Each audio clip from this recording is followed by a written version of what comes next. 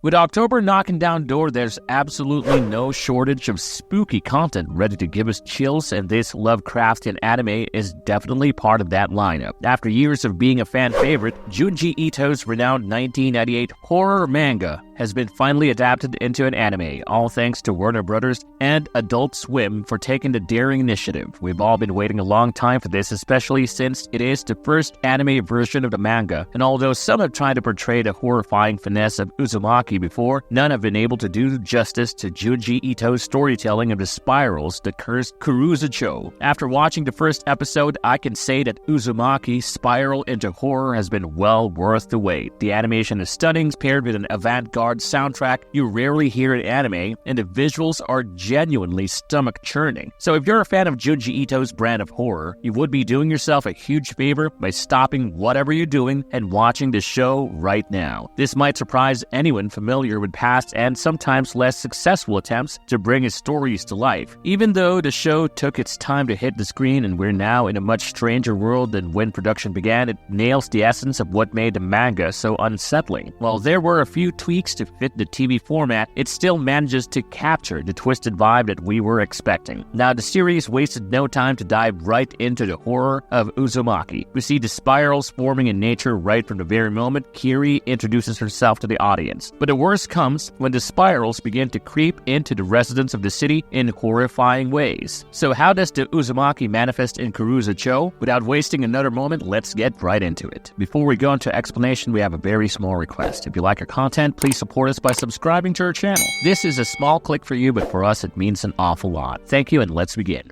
How did the Curse of Uzumaki spread through Kurouzu? Uzumaki is considered as Junji Ito's most iconic work for a reason. It is a bizarre mix of gruesome horror and moments of almost campy absurdity. Unless you have read the manga, you don't understand the thrill of finding horrifying body distortions alongside a chapter that's strangely about how a haircut can be a little too seductive. The anime adaptation follows two teens in the eerie town of Kurouzu, with Shuichis Father trying to convince his girlfriend Kiri to leave their strange town and run away somewhere safe, while the manga takes a methodical approach unraveling the town's mysteries one by one. In contrast, the first episode of Adult Swim's adaptation crams multiple plot lines into its 22-minute runtime. It pulls from various parts of the manga, sticking close to some early chapters while sprinkling in events from further along. While nothing feels completely out of place, it eventually becomes clear on how the episode is juggling too much at once. There are 4 separate storylines packed in together, and honestly, 3 of them could have been standalone episodes. Meanwhile, one of them surely would have benefited from being saved for later. This rushed pacing even causes some slight plot hiccups by altering the order of events, but still the 2D-3D combination works phenomenally well. This animation technique gives a layer of uncanniness to the whole production, making everything feel just a little off, but in the best way. It also allows the characters, who can sometimes feel a bit stereotypical, to have more depth and realism through the subtle acting choices. Seeing Ito's original character designs come to life so smoothly is especially unsettling, and when the truly terrifying moments hit, the shift into traditional 2D animation makes them stand out even more. It gives the grotesque elements even more alien feel, making them seem out of place in a world that feels otherwise real. The first spiral we see appears on the bushes, as nature is affected by the curse, with the grass turning into a spiral. The Uzumaki then pops up on the river stream, the sky, and inevitably at every subtle nook of the town, which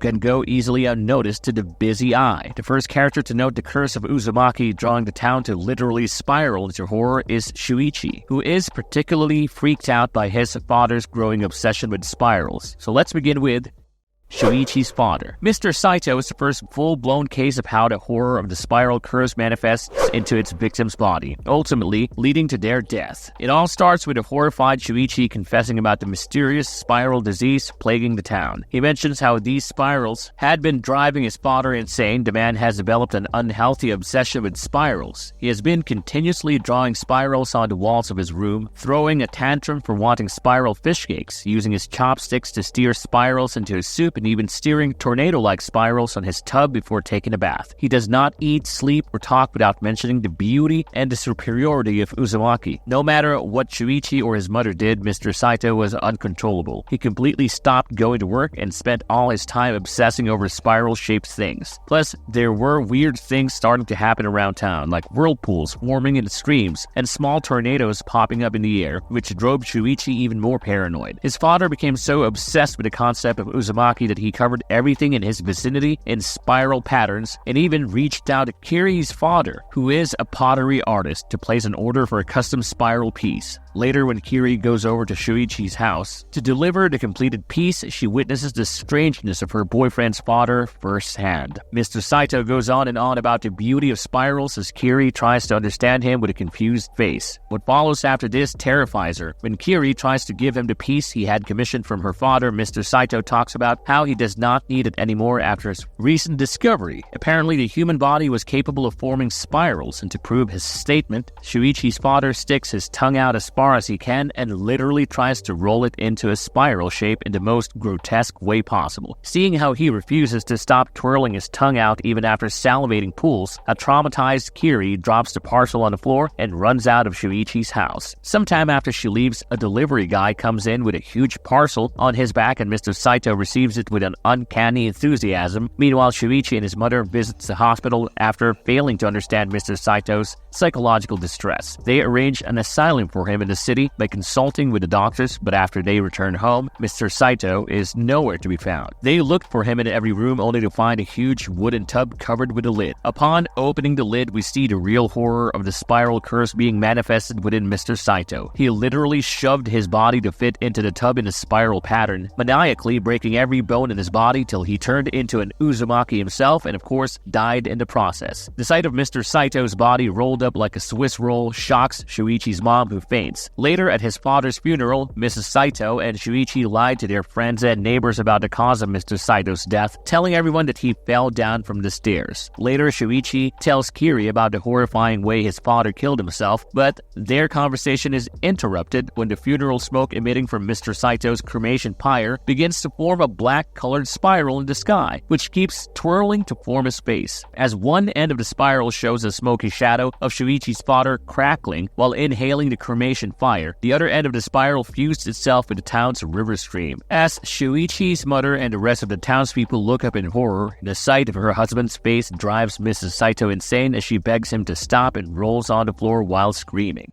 Shuichi's mother. Mrs. Saito is a seemingly nice woman who felt hopeless seeing her husband slip into madness after cremating him and seeing how his death manifested on the sky through a smoke spiral of his face. Laughing on the entire town and calling out to her, Shuichi's mother is naturally traumatized and faints in shock. After being admitted to a hospital, she further goes mad, constantly saying that all she saw were spirals. Apparently, Mr. Saito was using these spirals to convince her to embrace the chaos of the curse in a similar fashion to him. So anything that formed a spiral, be it someone's hair, an extension cord, or a jug of water, had to be hidden away from her, as it triggered her to harm herself. But her condition only worsens as she grows paranoid and shaves her own head when her tied hair reminds her of spirals. Not just that, when she saw the tips of her fingers forming spiral pattern fingerprints, she took a scissor and cut them off. Having recently lost his father and seeing his mother fading away in a similar fashion, Shuichi was in a desolate state because if his father's death is any indication, given the state of his mom's mental state, it is not long before the curse consumes her too.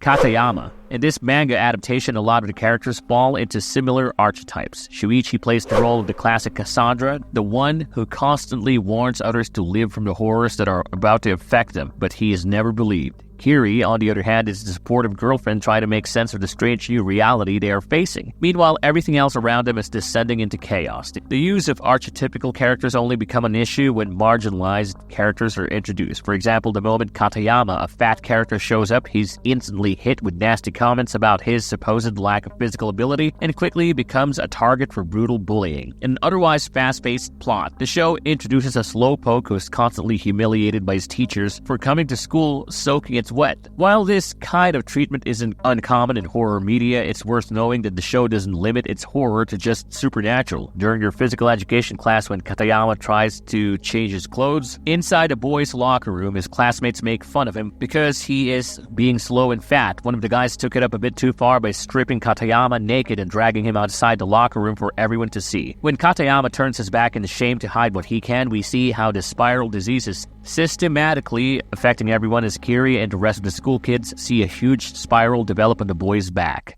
Azami Kuretani. At Kiri's new high school, we're introduced to her friend Azami, who is the most popular girl in her class. When Kiri questions how every guy is so crazy about her while she never pays them any heed, Azami removes her bangs from her forehead and shows a crescent-shaped scar on her forehead. Apparently, when she was younger, Azami bolding walked on a tightrope at a park in the hopes of impressing the boy she had a crush on, and in the process, she fell and hurt her head. While she never dated the boy after she got the cut, they grew up very close and remained friends. Ever since Azami got that scar, she has never had any trouble attracting attention from boys, and that is her secret of attraction. Later, Kiri and Azami walk to the station where she introduces her friend to her boyfriend. Upon seeing Azami, Shuichi starts to freak out, waves off from giving any attention to anything else, grabs Kiri's hand and runs off. When Kiri accuses him of behaving like a crazy man, Shuichi insists that Azami has a certain aura emanating from her which confirms that she has been affected by Uzumaki, the spiral curse. On the next day at school, it is raining heavily, and Kiri worries when Azami does not show up for her classes. Later, when she crosses paths with Azami while going back home, Kiri notices that the crescent spark on Azami's forehead is now transformed into a spiral pattern which she has been covering with a hat. Even if she is unsettled, Kiri simply ignores it. After the death of Shuichi's father, we see how Azami's state begins to grow worse. Again, when Kiri meets her near the park while going back home, she removes her hat to see what the spiral on Azami's forehead is,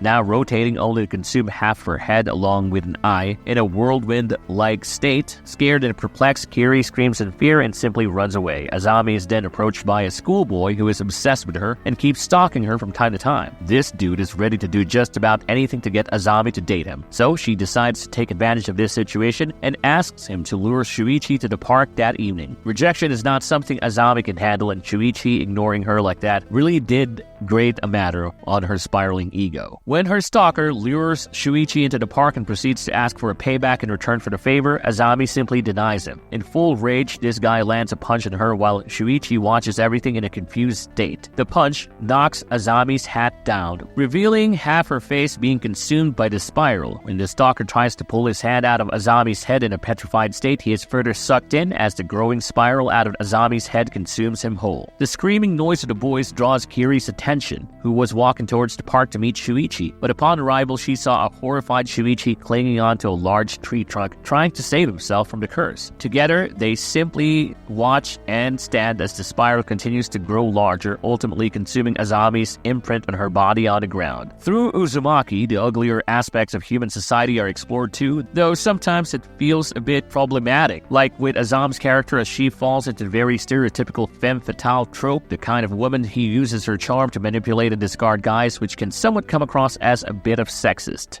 Marvel's verdict. While Uzumaki is celebrated as one of the best horror manga out there, its deeper appeal lies in its symbolism. The small town being consumed by spirals and collapsing in on itself really represents the suffocating reality of isolated communities stuck in their own traditions. Shuichi's constant warnings to leave town gives that sense of being trapped, followed by a looming disaster waiting for everyone who stays. The spiral curse, which spreads uncontrollably, can be seen as a metaphor by how toxic customs and beliefs can slowly take over, consuming both the town and its people. For me, this adaptation really nails the essence of the original manga. The anime stays true to Junji Ito's signature black and white style and detailed, disturbing art, perfectly capturing the creeping sense of dread that fills each scene. The characters feel like they've stepped straight out of the manga, bringing Junji Ito's skin-crawling world to life, and the soundtrack does a great job of adding to the unsettling atmosphere. I've got to give major props to Colin Stetson for the absolutely stunning score. As a saxophonist and composer, he uses uses his instrument in ways you've probably never heard before, transforming it into a key part of the sound design. The rising and falling arpeggios of the bass sax almost mimic the spirals in the show or the swirling winds of a tornado. All in all, you can really see the time and effort that the animation team put in to bring the manga to life. Every scene is crafted beautifully in a way that you really feel the love and respect the team has for the source material. Out of all the Junji Ito adaptations out there, Uzumaki might just be the best one I've seen, and if you're a fan of cosmic horror, you're in for a treat because this is the perfect series to dive into for this spooky season. What are your thoughts about Uzumaki Spiral into Horror's very first episode? Let us know in the comment box down below. As always, if you like the content, don't forget to leave a like and subscribe to us if you haven't already. Have a good one